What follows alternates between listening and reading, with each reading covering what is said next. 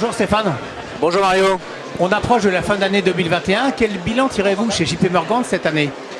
C'est une année exceptionnelle d'un point de vue de l'activité, parce que c'est vrai que dans un contexte qui restait quelque part compliqué à gérer pour nous tous, on a réussi à avoir des contacts réguliers et ça s'est manifesté par une collecte très significative sur le marché français, donc on est très content de l'enthousiasme de nos clients et investisseurs. C'est quelque part un petit peu aussi le baromètre de l'abondance de liquidités et de cash dont on parle si souvent en termes d'allocation.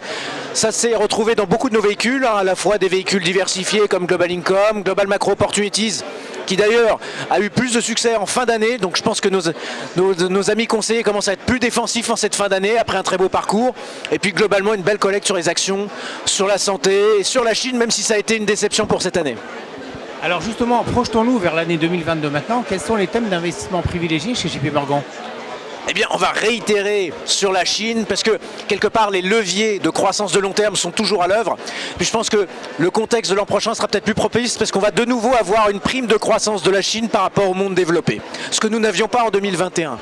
En partant de valorisations qui sont largement plus attractives que dans le reste du monde, qui sont d'ailleurs attractif de manière absolue, là où le reste du marché est plutôt cher. Je vous rappelle que la Chine se paye moins de 13 fois les résultats. Donc on a une zone d'attractivité très forte, de la croissance assez lisible. Il y a beaucoup d'ingrédients qui nous font nous dire que c'est une zone capacitaire et qui va sans doute attirer les capitaux à partir de l'an prochain, mais pour de nombreuses années, parce que c'est vraiment un marché en devenir.